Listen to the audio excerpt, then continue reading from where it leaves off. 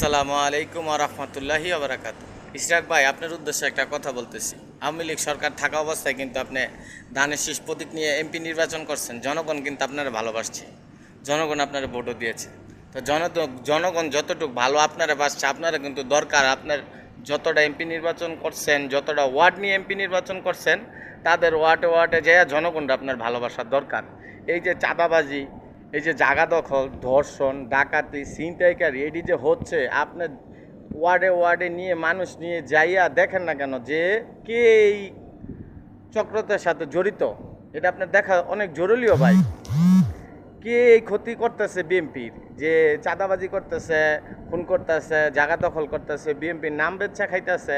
এটা যদি ভাই আপনি আপনার জায়গা আপনার ওয়ার্ড নিয়ে দেখেন, তো এমন কিন্তু আরও এমপি কিন্তু আরও তারাও কিন্তু তার ওয়ার্ড থেকে এটা গুটিয়ে দেখবো যে কে করছে।